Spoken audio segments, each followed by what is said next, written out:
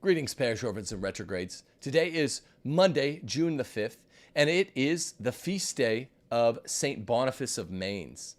I have a beautiful stained glass window of St. Boniface here, and I want to teach you a little bit about St. Boniface, but that's not all the show's about today. In 11 days, on June the 16th, a couple of pagan practices that have become widespread, mainstream, and have grown into the culture will take place. Firstly, we have Dodgers Pride Night, on which night the group, the Sisters of Perpetual Indulgences, will be honored with an award for their paganism, for their pagan spoofing of Roman Catholicism, in some of the most crass terms imaginable that we've talked about on this show a few times. On the same day that out in LA, as they say, in Dodger Stadium, this pagan practice will take place. You have the unleashing of Elemental, a new Disney movie, which is outright pagan. You know, if you watch the show, Parish Orphans and Retrogrades, that we don't get up in arms about every last thing. I've plugged very hard the Aristotelian themes and leitmotifs in the first season of Stranger Things, even though it's run by a woke company. So we're not overly puritanical here at Rules for Retrogrades. And yet, Elemental, Dodgers Pride Night are a new level, next phase paganism that's being unfurled before the American public, which is to some extent the leader of the free world. This is a mere 11 days after the feast day of St. Boniface of Mainz, who, as you know, chopped down the pagan tree, the idol pagan tree, near his home where he traveled to spread the missionary effort. And it's remarkable that this happens within 11 days in the month of the Sacred Heart of Jesus that has been renamed by the popular culture Pride Month. Bad in the diabolic sense of the deadly sin, extra bad in the diabolic sense of one of the three worst sins possible. That the thing that the popular culture is admonishing certain folks to have PRIDE in. You know what it is. We won't even say it here. Today's show will demarcate the 5 marks of our idolatrous era. The way that they moved the marks of idolatry from the Roman Catholic Church, which is the font of culture, into the popular culture. You will, of course, recognize well, probably all 5 of them, but really the pop culture will only situate number 5. The other ones all begin in the culture of church. So that's today's show. It's a really good one. When I feel good about a Rules for Retrogrades episode, it's because I've tied together for you in a comprehensive, long memory fashion several themes, without just reporting on the news, without just doing Pope Francis news shows. What new devilry is Pope Francis up to? There's always something. And I do 3 shows a week, typically. Took a little bit of time off last week. I could do all 3 shows on Pope Francis and the demonic, semi-pagan, crypto-pagan stuff coming out of the Vatican. I've chosen to pivot away from doing this, not because it's a step back in the rigor of the outrage that I try to help to foment in the name of our Lord and Savior Jesus Christ against Pope Francis, but rather because I've been trying to focus on the 4 pillars of being a retrograde, which are ways that lay people can thrive, even in 2023. You have to focus on household patriarchy, subsidiarity, right-wing community organizing, and educating your offspring, meaning homeschool, and most of you don't send your kids to college. Home economy binds all of these together. But today, I have, I think, a long-memoried, thematically collective show for you. And I hope that this will be a help, because we've been pivoting away from the Francis obsession, the way the Pope splainers will slur you anytime you point out some of the dangers of Pope Francis. And the positive font is that today is the feast day of St. Boniface of Mainz. If you want to support this show, do it through Locals and Subscribestar. If you want to support through private donations, me, the very expensive health insurance I pay for my eldest daughter, Abby, or Steph, or our family privately, that's a donation. Go to timothyjgordon.com and click donate. That's very, very helpful. But if you want to support the show in a parallel economy to that of Patreon, which I got kicked off of this winter, late winter, early spring, then Subscribestar and Locals are the way. If you want to support yourself, go to realestateforlife.org and initiate a summer move now. Go to realestateforlife.org. It'll be a pro-life, pro-Catholic person that helps you get from, I'm talking mainly to the people in the blue states, the bluest of the blue to the reddest of the red, like I did. I recommend the blood red swath of states from Texas to Florida. We did this move 3 years ago, and we couldn't be happier. June the 3rd was the 3-year anniversary of my being fired in the midst of the BLM COVID riots. Good times. St. Boniface of Mainz. Really kind of the patron saint of the show. I'd pick Aquinas because I'm doing a doctorate on Aquinas. I love St. Thomas, but St. Boniface is probably closer in line as a patron with what we do here. So St. Boniface and St. Thomas are the mutual patrons. St. Boniface, just a little bit of factoidology for you, was born about 675 AD. He'd convinced his parents to send him to a monastery for schooling because he admired the monks who had visited his home. What a youth, where youths in this time period admired monks and thought that this was the most manly, challenging life imaginable, which I think is well advised. Through diligent study, he rapidly learned that all that his local monastery could teach him and was transferred to a monastery at Nursling for further schooling. There he became such a well-known teacher that students circulated notes from his classes. This is how the legendary professors at pontifical schools were noted in philosophy and theology faculties. It's also how the legendary Latinists were at pontifical schools. It's also how the legendary law professors worked. Their outlines were circulated from student to student. And it was no different 1,400 years ago. That's interesting.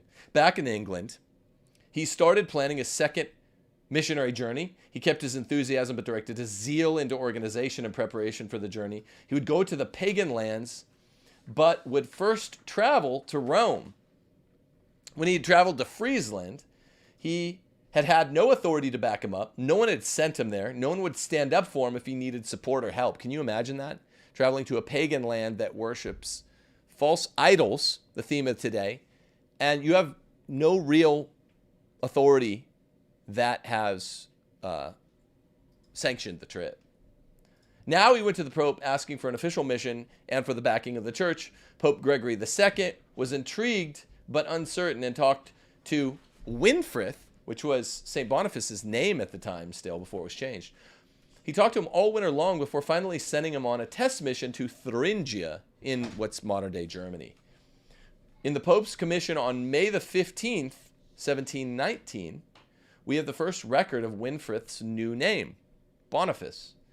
The Pope apparently gave him this new name because the previous day had been the feast of a martyr by that name. From then on, he was known as Boniface to all who knew him, and that's where we get this. Missionaries had come to Thuringia before, but the church there was in bad shape, isolated and subject to superstition and heresy. Boniface saw that he was going to get no help from local clergy and monks, but he had learned in Friesland he could not spread God's word alone. Individual action's amazing, but we need concerted efforts inside and outside the church. That's one thing I know. That's why I link arms with the channels that I think are the best channels, with the folks in the church who I think are the best scholars and firebrands, if you will. It's very important, most important. So he's about to send for help from Thuringia when he heard that Radbod, who was the ruler of the area, had died, and the missionary Friesland, the site of his former humiliation. And the missionary Willibrord, who he was there to help, Boniface, was back in Friesland. Boniface immediately took off for Friesland, the site of his former humiliation, where he had been utterly unsuccessful at evangelization. Perhaps he returned in hopes of redeeming his earlier disaster. It seems more likely, however, that he was going simply to follow through on a lesson he had learned at the time, wanted to get trained from the expert in missions, Willibrord. In the 3 years he spent with Willibrord, St. Boniface, he gave as much as he gained. So helpful was he that Willibrord, who was in his 60s, wanted to make Boniface his successor. With his training over, Boniface felt the pull of the German missionary work he'd left behind, and despite Willibrord's pleas, he went back to Hesch. Now, here's where it becomes interesting. You know part of this. Unlike in Thuringia or in Friesland, Hesch had never been evangelized, and Boniface went there to do it for the first time. He had to start from scratch, needing even more authority in dealing with chieftains who were his first goal for converts. He appealed to the Pope again. During a trip to Rome, the Pope consecrated Boniface bishop. So now he's got some authority. Boniface returned to find that his problems had worsened. People were attracted by Christianity, but unable to give up their old religion and superstitions. How familiar is this in church history? It's even an inkling, a seedling in Arianism. They're unable to give up their polytheism, and this causes things like Arianism. People are attracted to Christianity, but they're not willing to make the sacrifices involved by it. Perhaps they were in fear about being different or worried how their old gods, their fake gods, would react. This we see in the Old Testament as well. Knowing that the people needed a reason to let go of their fake gods, Boniface called the tribes to a display of power. And this is what, in small ways, we try to do here on Rules for Retrogrades with every show. As the people watched, Boniface approached the giant oak of Geismar, a sacred tree dedicated to Thor, with an axe. Some of the people must have trembled with each stroke of his axe, but nothing happened. Finally, with a crack, the tree split in 4 parts that, we are told, fell to the ground in the shape of a cross. There stood Boniface, axe in hand, unharmed by their old gods, the city gods. The Christian term is better, false gods, strong in the power of the one true living God. After success in Hesch, he returned to Thuringia to confront the old problem of the decadent remnants of the church there. And he had some more adventures there in Thuringia. But the most popular story of St. Boniface is, of course, this story of chopping down the tree of Thor. The people there who literally believed that Thor was a real god. We read this in mythology in like 9th or 10th grade in the public schools. But they really believed in the northern gods in the north. They really believed in Greece and Rome, in the pagan gods, like Zeus. This is what we must do as we approach June the 16th. What we must do is show them that the idolatry in the popular culture is to be ridiculed, to be mocked, to be chopped down at its roots, to be chopped down at its roots. Now, the tough part about today's show, the tough part about all the shows I've ever done in 5 years of doing this, if you include my year with Taylor Marshall, is that the idolatry, as a matter of simple fact, is in the church. The idolatry is in the church. It's a stress. To anyone who loves the church, this is and ought to be a stress. Without the idolatry infiltrating the church, in a time period when the gospel had preliminarily been circulated to all the world, we wouldn't see any burgeoning remnants of idolatry in the world today. In other words, unlike in the 2nd century AD, the 4th century AD, maybe the 6th or as late as the 7th century AD, where the gospel had not spread to all the corners of the world yet, there can be incipient, nascent idolatry in one of those corners of the world without the culpability, the assent, the involvement of the church. Not so after the Holy Roman Empire succeeded sometime around the close of the first Christian millennium at circulating the gospel to all those corners. And of course, at the beginning of the second Christian millennium, you would start to see division within the church, right? The schism with the Orthodox. The 500 years later, the super schism with the Protestants. But still, and that brought its own set of problems. Those set of problems fracturing within the church actually led us to where we are today, where the idolatry enters the world through the church instead of the other way around. But in St. Boniface's day, the church was still doing whatever it could to circulate the gospel all around the world. Now that it's circulated all around the world, the only way that we see Pride Night in the City of Angels, a city dedicated to the Virgin Mary, the city of my birth, depending on whether you know the geography there. I lived in one part of the city called Thousand Oaks. That's where I was born. Born to native Angelinos. This would not have happened without the church letting down its guard or worse. And I really think it's worse than letting down its guard to idolatry. Without the church letting down its guard to idolatry, the month of the Sacred Heart of Jesus would not have been transformed into Pride Month. Without the church letting down its guard, or worse, we would not see popular children's fare being infiltrated really mainstream, obvious ways. In their movies like Elemental, which comes out the same day as the Dodgers Pride Night, or in the children's section at Target, the children's clothing section, given to us by actual demonic, openly satanic pride clothing brands. So you have to wrap your head around this, that the church is given into the world. And with the pontificate of Francis, it's given into the world in unprecedented ways. We don't know what it means. We're not going to know what it means for this decade, likely, or maybe this generation, or maybe all our lives. Okay, so I'm going to give you the 5 marks of our idolatrous era.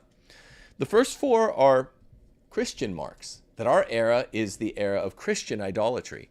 The 5th, of course, is, we'll get some details on Dodgers, Target, Pride. There was an outreach tweet on May the 31st, 5 days ago, by the group Outreach, founded by James Martin, S.J. You naughty thing. The naughty pet, that pictures the cross enshrouded in rainbow with Jesus' headboard, I-N-R-I, substituted by the filthy words, letters, L-M-N-O-P-Q. You know what they are. So let's start with the marks of the infiltration of the church under Francis's pontificate.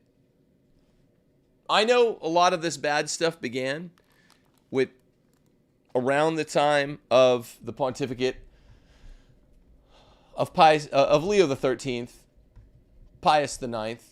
I understand that. I do. I understand that it got worse during the pontificates after Pius the 12th. The pontificates that happened to run concurrent to the Second Vatican Council. I get all that. But everything we're going to talk about today is brand new, even from within that perspective, which is critical of these modern popes. Everything begins in the year 2016, the second half. Well, the turning of the tide, not quite the second half, not quite the midway part of Francis' pontificate, but almost there. What happened in 2016? Well, actually, so before we go through the 5 marks of our idolatrous era, I have a 0th point before we get to number 1. The 0th point is that inflection point in Francis' pontificate, Amoris Laetitia. April of 2016, the culminating event, which is the post-synodal apostolic exhortation after 2 apostolic synods in the previous 2 Octobers, 2014, 2015, named, or specified, I'll say, not named. The Pope splainers will go nuts. Specified that it's okay to, in my words, make an idol out of one of the sacraments, marriage. To make an idol out of the formal act, the definitive act of that sacrament, marriage, marital intercourse. And to make a mockery, to make an idol, if it's so possible, in some equivocal sense, of the Eucharist itself, though the Eucharist can never be an idol because it's our Lord Jesus' body, blood, soul, divinity. But to allow to pass to adulterers who have not repented of the sin to partake of the Eucharist, which flies in the face of the very church. This is the source and summit. You guys want me to talk about liturgy every Mass as much as you want me to talk every episode, as much as you want me to talk about Francis every episode. And I say, well, look, if we're going to talk about liturgy, because we all love the TLM, pretty much most of the folks that listen to this show dislike the Novus Ordo. Well, the source and summit of our faith, the source and summit of the liturgy is the Eucharist, and that is being specially blasphemed under Francis after April 2016, when Francis released Amoris Laetitia, the post-synodal apostolic exhortation, which after much speculation, will he enact the Casper plan, named for Cardinal Casper, who had been striving for 30 years, from 1982 onward, to get JP2, then Pope Benedict, then Francis, to, you guessed it, give communion to the divorced and civilly remarried. JP2 rebuffed it. Pope Benedict rebuffed it. Francis gave in. It's one of the things I think that the Sankt Gallen Mafia put Francis there to do.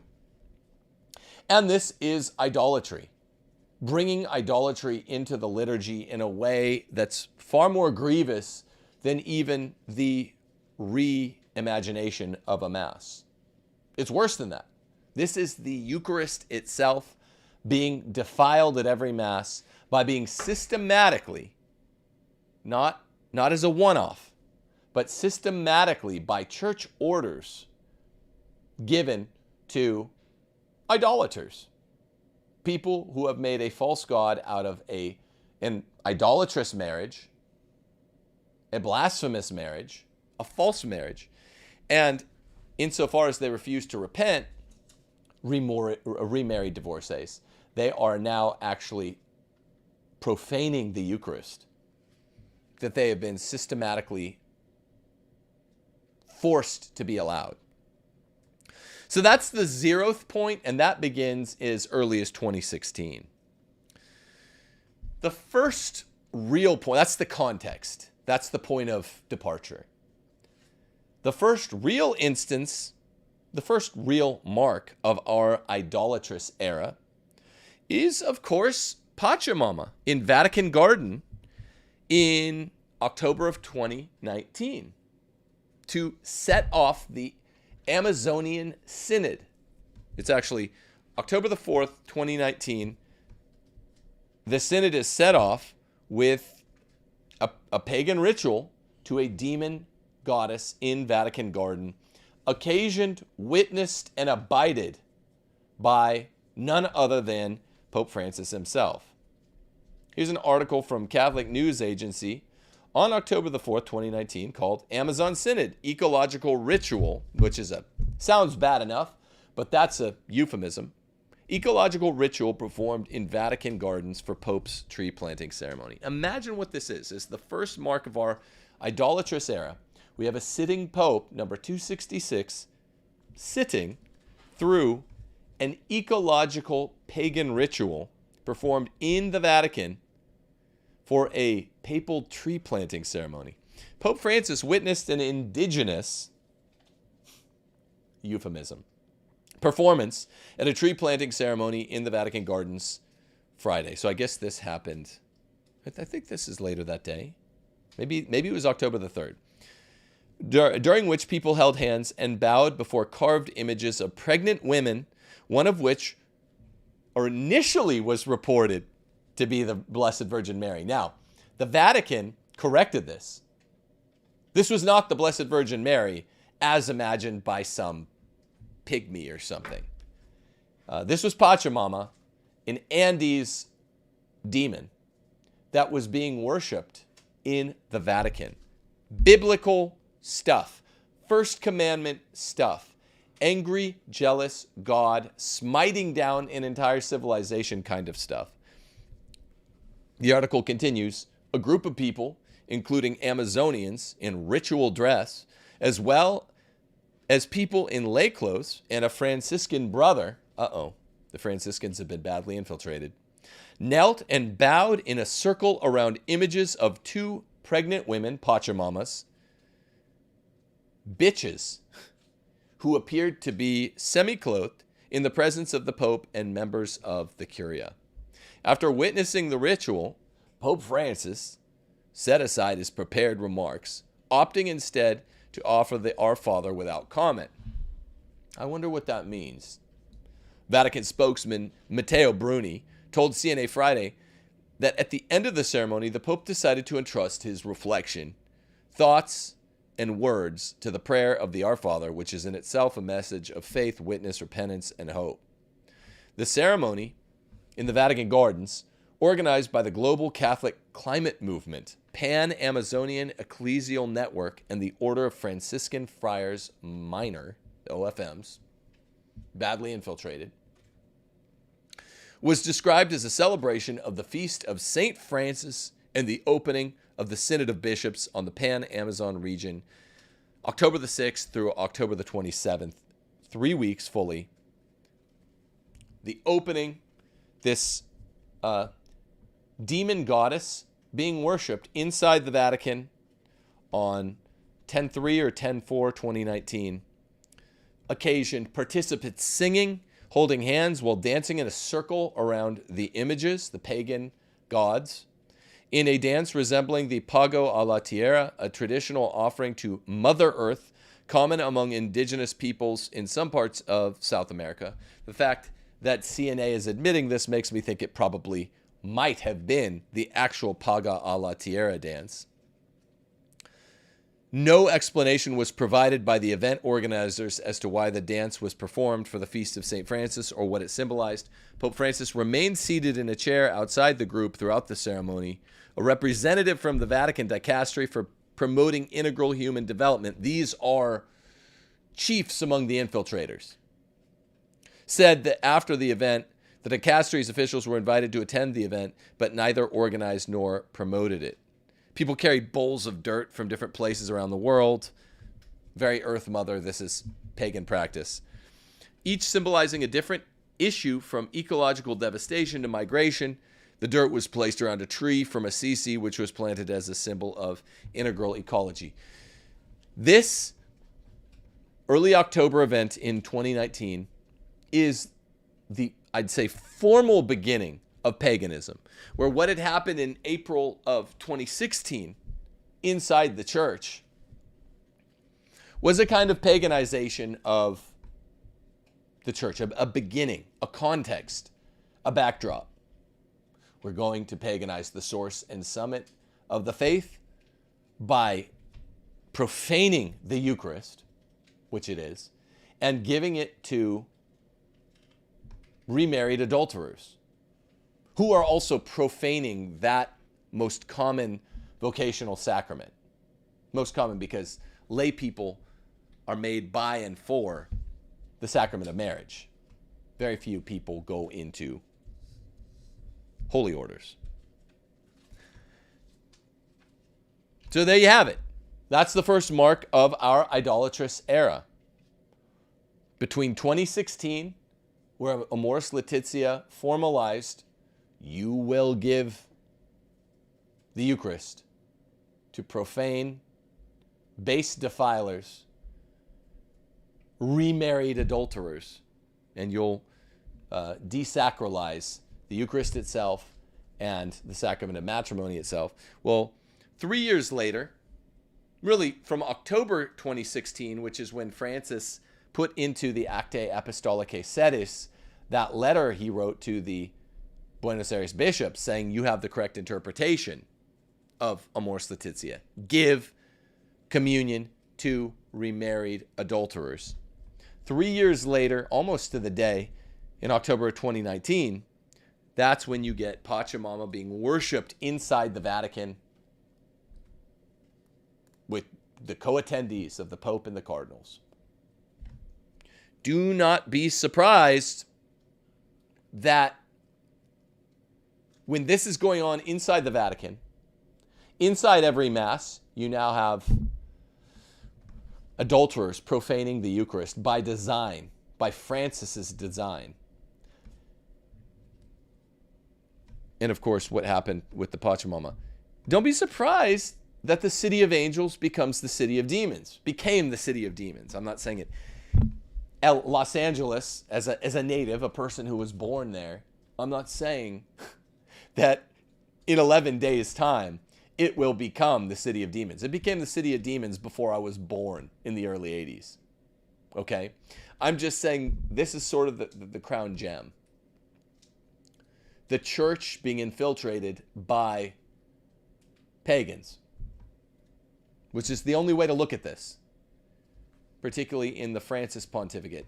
This is the crown gem of an already mostly infiltrated American culture.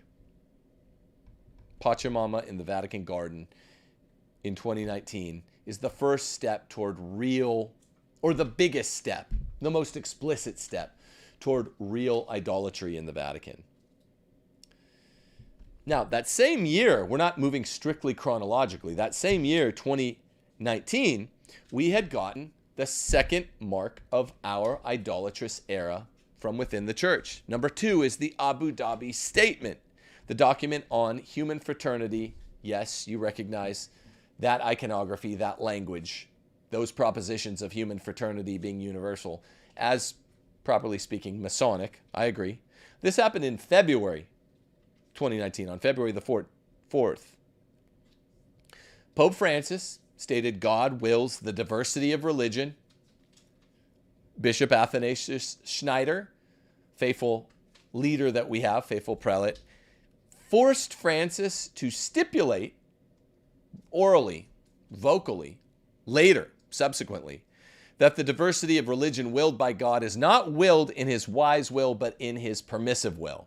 So Athanasius Schneider forced Francis to back off a little bit. But in the document, the Abu Dhabi Statement, which is connected to a movement Francis supports in the region, the statement reads, God wills the diversity of religion, without the helpful stipulation that God permits the diversity of religion in his permissive will, which is different from his wise will, wherein he actually wants only good things. He allows bad things to happen. He allows us to do wrong, but he does not will idolatry. Diversity of religion, folks, means idolatry.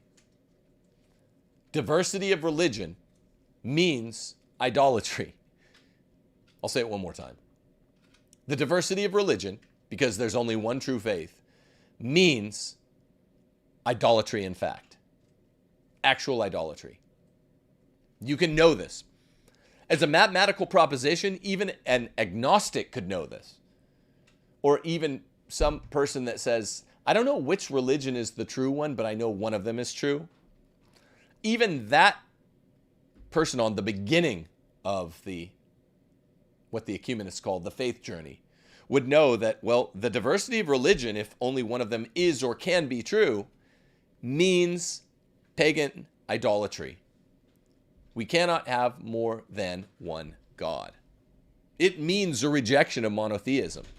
If God wills the diversity of religion, this means he might be the main God.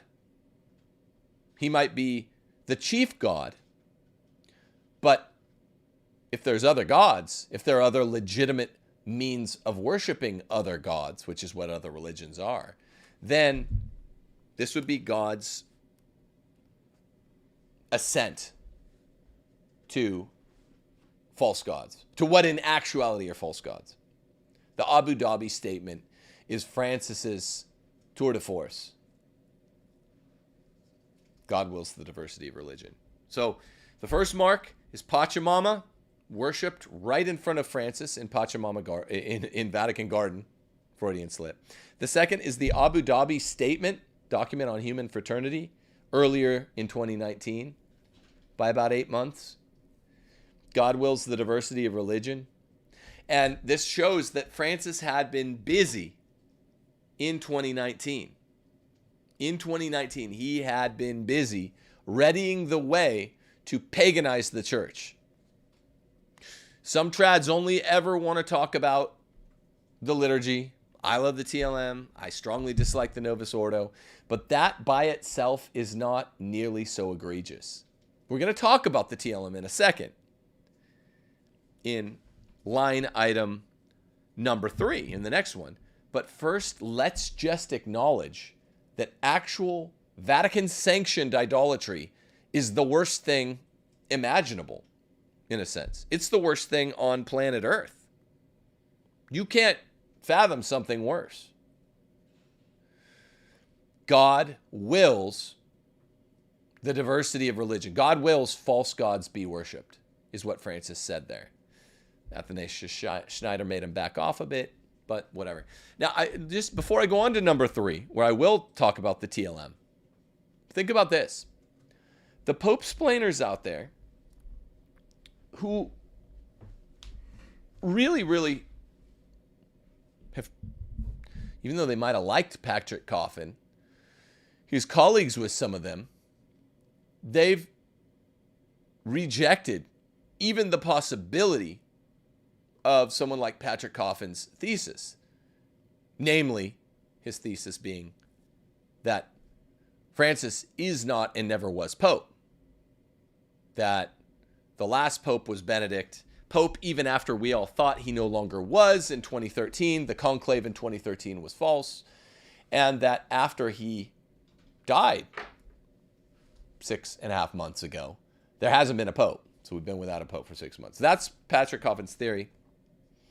I've never been sure that it's wrong, so I've never told him it's wrong. I've been sure he can't know it's right until the church declares it.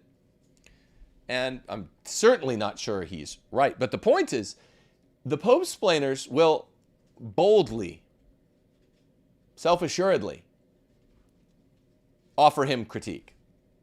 To his face, but mostly behind his back.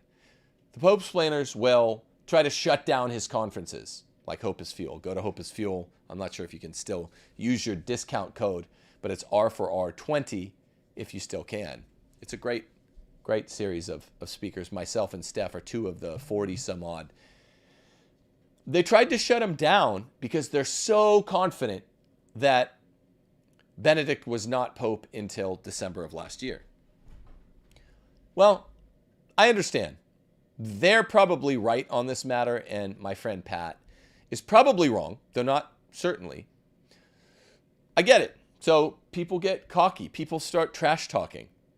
Like in Last Dance, Michael Jordan talks about B.J. Armstrong, who got a little lead on him, his former teammate who played against him in the middle 90s, once he joined another team, got a small lead and then started trash talking him. And he says, you know, a good man trash talks when he's behind or when the score is tied. A good man does not trash talk when they think they have the advantage. And this is how I received a lot of the barbs thrown at my friend Pat, because people figure they have the upper hand vis-a-vis Benedictinism, or whatever you want to call that theory. Benedict was Pope. until 2022. But here's the thing. Even if they're cocky and they think they have the advantage there, they will never address Pachamama in the Vatican garden. They had addressed it in real time in October of 2019. They were saying, this is the Virgin Mary. This is the Virgin Mary. And then the Vatican came out and said, no. I think it was, no, Jimmy Akin is the subtext. This was not the Virgin Mary. This is a false demon goddess known as Pachamama. And she was worshipped by the Pope's consent in Vatican. No Pope-splainers. The Abu Dhabi statement did not stipulate in the document, in the four corners of the document, that God wills the diversity of religion in his permissive will. He merely allows idolatry. No, Pope-splainers. He did not say that. What he said was God wills the diversity of religion presumptively by his wise will, which is a falsehood, an impossibility, a contradiction in terms. They never addressed that. They never addressed Pachamama. These same Pope-splainers will never address Amoris Laetitia, which I called the background for all of this idolatry. They won't do it. So here's the thing, man. They're cocky when it comes to Pat Coffin. They're very cocky. I'd like an explanation if Francis is the Pope of Amoris Laetitia, Pachamama and Vatican Garden, Abu Dhabi statement. Number 3 mark of our idolatrous era inside the church. The Mayan and Amazonian rites being pushed to the foreground. Amazonian rites beginning at this very synod in 2019. The Mayan rites more recently in this latter synod on synodality. Mayan rites, Amazonian rites being pushed all during the time period known as the, let's call it the burgeoning suppression of the TLM. From about 2 years ago, if I'm not mistaken. I deal with a lot of dates. So if I get a month wrong or a day within the month wrong, pardon me. But I believe this was July the 16th, 2021, that Traditionis Custodes was circulated by Francis, representing a new drive. I'm sorry, I keep doing this. A new initiative by pagan idol infiltrating Pope Francis to, with his left hand, suppress the most ancient liturgy, in the Western Rite anyway, and the most well-known, most widespread of the ancient liturgies in the church, while with his right hand he's making out of whole cloth. I don't want to cuss here. New rites called the Amazonian Rite and the Mayan Rite to be implemented all over South Central and South America. If you could just make up rites that are, I assure you, will be pagan practice, just as we saw Pachamama in the Vatican Garden, just as we saw Francis thinks God wills the diversity of religion. If you can make up out of whole cloth new quasi-pagan or outright pagan rites, then why TF? Why in TF can we not just say, look, these trads love the TLM, the Tridentine Latin Mass, sometimes called the traditional Latin Mass. These trads love it. The Lex Orandi of the Roman Rite was changed in 1970 to the Novus Ordo. That is the Latin Rite, okay? That's it. Pope Benedict went back a little bit, dabbled, made it where we have two. The TLM was never formally taken off the books, but I think we need to just have one form of the one rite. Why can't we just say, okay, fine. You know, that's fine. The Novus Ordo is here to stay where people want it, but why can't we have a North American rite? If you can have a South American rite, which is the Amazonian rite, we can have a Central American rite, which is the Mayan rite, Why can't we have a North American rite? And the North American rite will just be the TLM. How about it?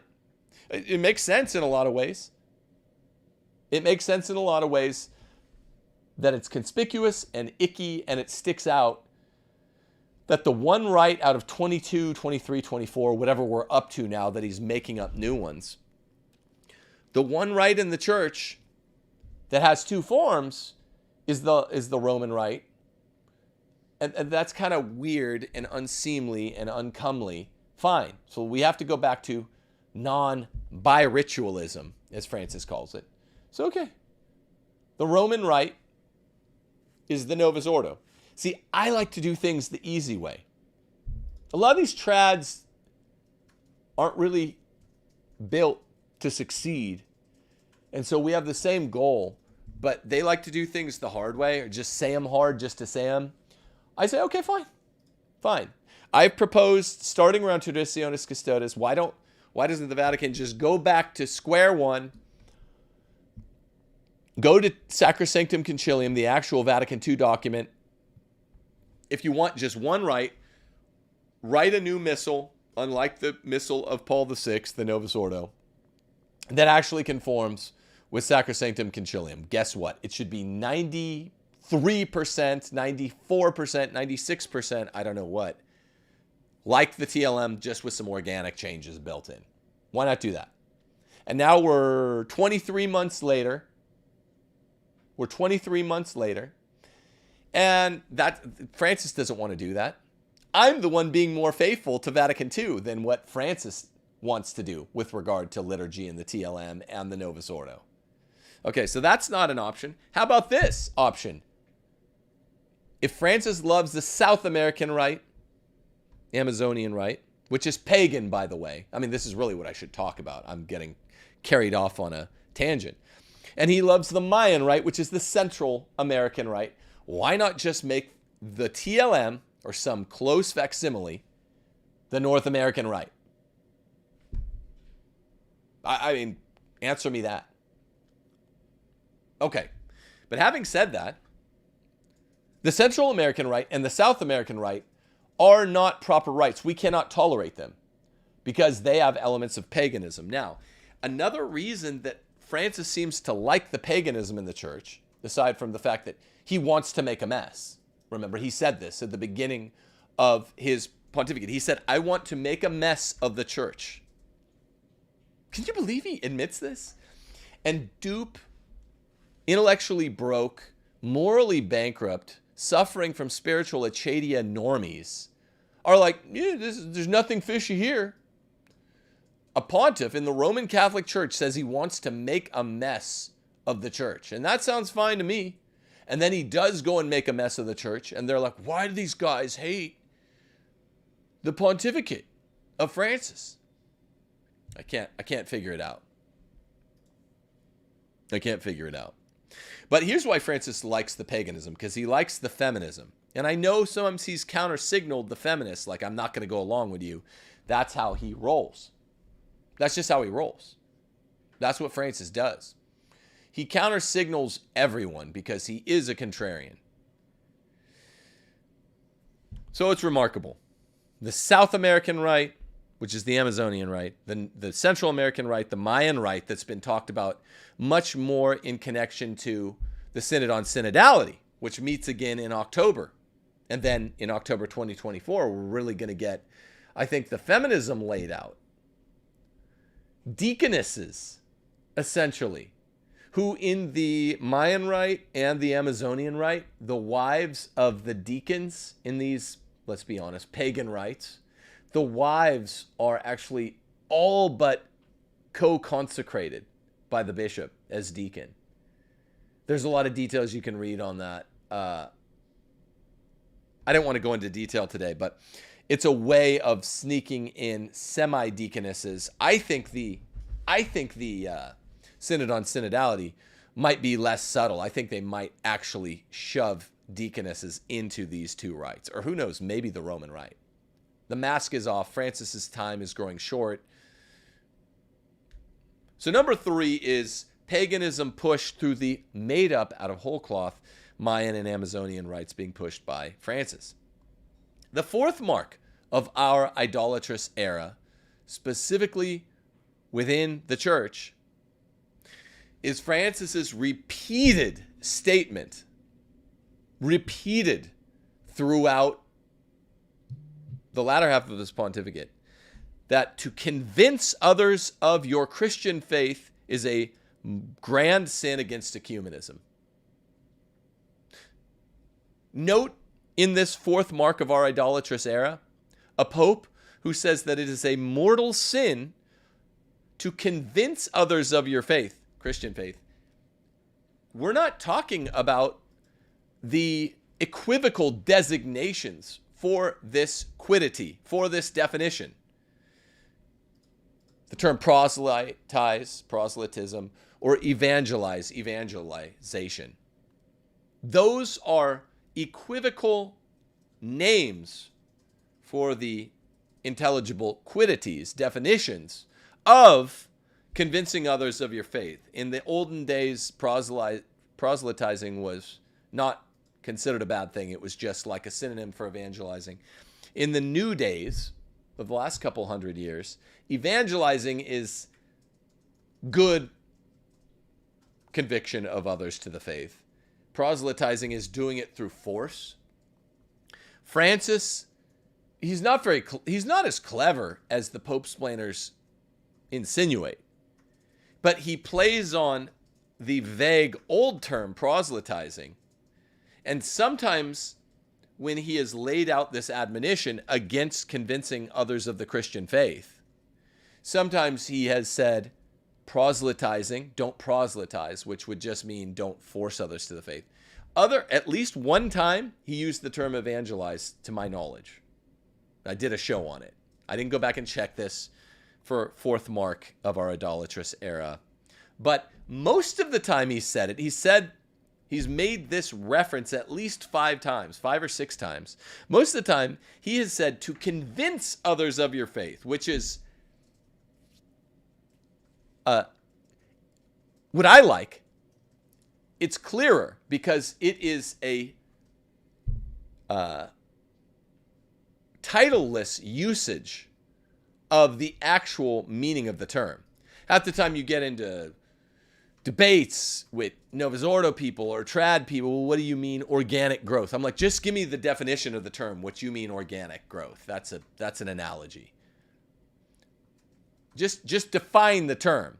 If you're calling organic growth something that I would designate inorganic growth, then there's no real way to check our math, check our bottom line, unless you just say, well, I call organic growth that is small, element 1. Element 2, organic, means it's not as different from the previous iteration of the Mass as you reiterate. And it's mutually agreed upon by all parties, left, right, and center. I'm just making that up. That would be the 3 elements of the definition of what I'm calling organic growth. Then I could say, okay, well, I was using the term in a different way, but let's stick to the definition. In the realm of the fourth mark of our idolatrous era, convincing others of your faith, we can leave aside proselytizing and evangelizing and simply agree that Francis has admonished Christians that convincing others of the Christian faith in those small corners of the world, like maybe PNG or something like that, Papua New Guinea, where they still have cannibalism, small little areas, very niche areas, that's a mortal sin to spread the Christian faith. This is the final cause of the church, and in some sense, the formal cause of the church, of ecclesiology. We have a church to spread the faith, to convince others of the truth of the faith. Also noteworthy is to convince others of the truth of the faith means explicitly we are denouncing the bad proselytism. So it can't be what Francis means when he says no proselytism. You understand how this works. Proselytizing is forcible, fraud in the inducement, as we say of an invalid contract. Force in the inducement, as we say of an invalid contract. It's not proselytizing because convincing others of the truth of the faith means making a rational appeal to faith. Fides et ratio, holding hands like a fruity rainbow flag, like 2 hands holding. Fides et ratio. A faithful conviction of the faith by a Christian to a non-Christian, bringing him in. Wow. That's a mortal sin. It's the fourth mark of our idolatrous era. The era of Francis, the idol-making pope. Yeah, see, I think he's pope. I think it would be simpler if Pat Coffin were right, and he's not. But as of now, I still think more likely than not he's pope. And he is the give communion to the divorced and civilly remarried pope, which pagan idolatrizes both the Eucharist and the other sacrament, matrimony. That's the background. I'm putting that as one. That's like the 0th point. Number 1, Francis is the Pachamama Pope who brought or allowed the bringing of, sanctioned the bringing of a hideous demon goddess from the Andes into Vatican Garden, and he stood or kneeled or sat, I forget which, idly by as they worshipped Pachamama. All this began in earnest in 2019. The Abu Dhabi statement, where in the 4 corners of the document, he said, God wills the diversity of religion. Remember how I laid this out in today's show. This means God wants, diversity means there's only one religion. That means he wants some of the other fake religions. That means God wants the worship of false idols.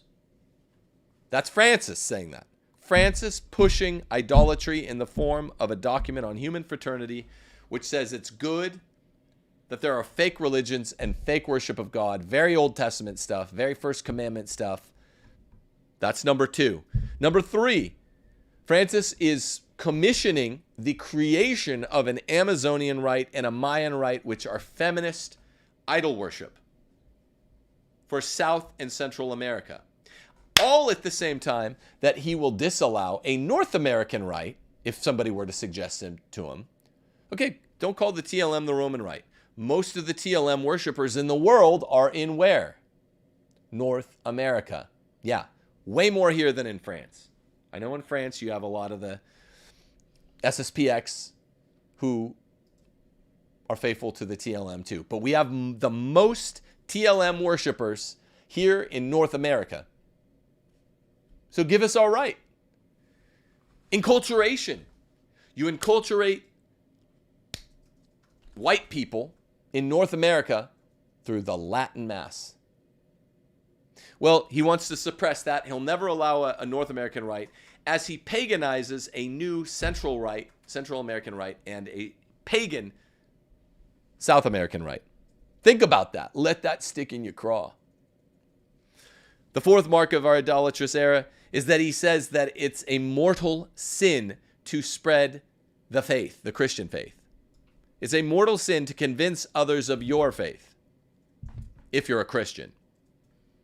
Probably isn't. If you worship Pachamama, I doubt he has a problem with it.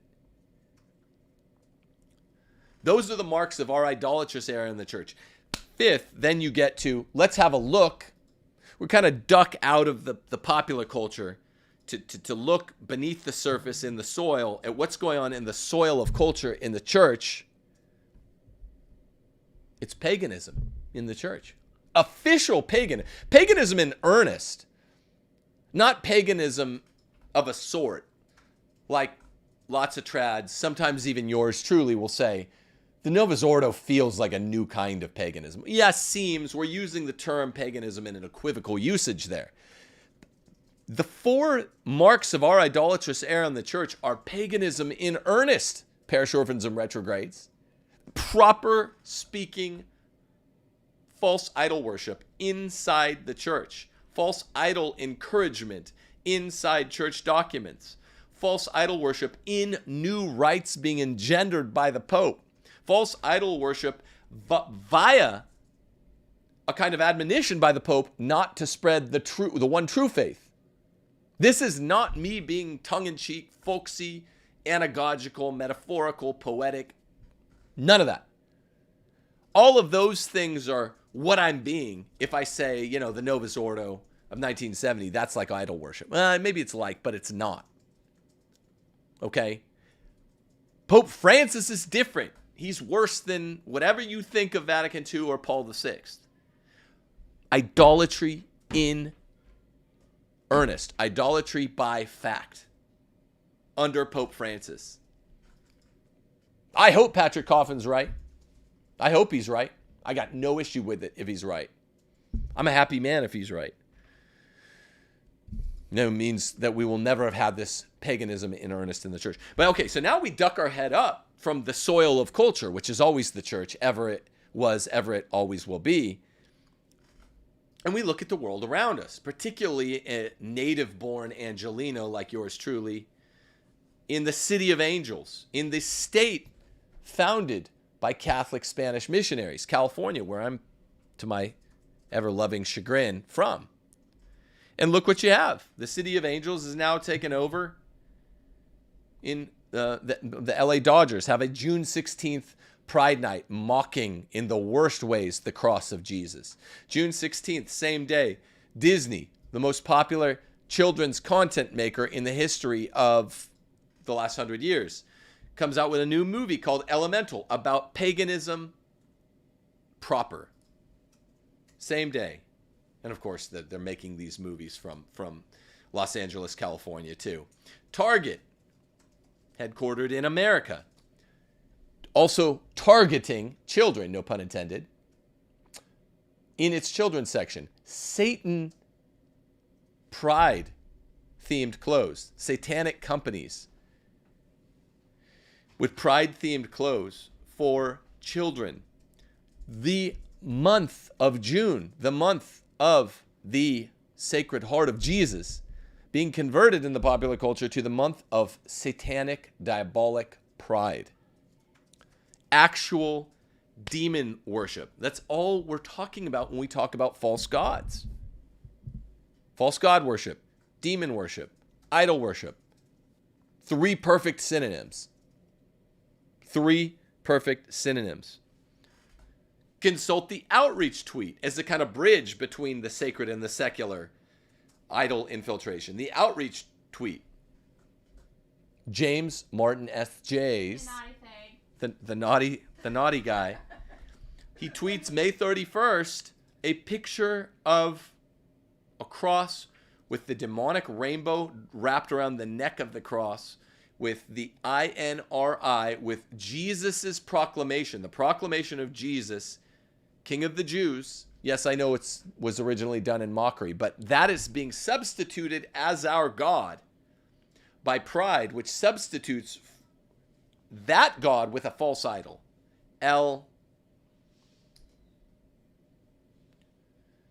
LBGT. Properly identified paganism. So once we duck our heads out of that ecclesial soil, culture-creating, culture-growing soil, and we're looking at what the church hath wrought, what the church has given us, instead of looking at Spanish missionary church of California in the 17th, 18th, 19th centuries, good and faithful Catholics. This whole state has a backbone of missions. What is it? The 21 missions of California? 24 missions? Yeah, just about, I think. It's 21, I think. It might be 23. They line the state as its backbone. Literal and figurative. The missions are the backbone of California, when it was a beautiful citadel of Christendom, citadel of Catholicism, more specifically. And you look, and the City of Angels, dedicated to Our Lady, has been taken over. Their old-time baseball team is now honoring a group that mocks Jesus on the cross in the worst imaginable way. Mocks Roman Catholic nuns. You got all that. I did like 3 shows on it. And Disney, situated in the City of Angels in the state of Mary, California there, is coming out with a new movie, properly, in the most explicit way yet, displacing Christian culture with new neo-pagan culture. Pride, outreach, all of it. As the church goes, so goes the world. This is not hard. It's good content for a show, even though it's devastating stuff. Because folks like listening to a podcast or watching a stream where a host, like yours truly, walks you through what's been going on in the recent years of our Lord, Anno Domini, 2013 through 2023. Have your lives felt oppressed? Demonically, semi-demonically, just by natural vice? Over the last 10 years, well, we have a pope. I'm not Whitcoffin. I think he's pope. We have a pope that is, as a certitude, advocating a new era, a new world order of idolatry, where he both positively and negatively affirms, negatively, we don't want the spread of the Christian faith. And positively, we do want the growth of old earth cults, old earth worship, old Mother Earth, feminist models from the darkest of the third world countries, like darkest Peru, from the Andes region, a demon goddess being worshipped. And let's bring that into the Vatican. Pope-splainers, Pope-splain that. Deus Volt, people. God bless you all.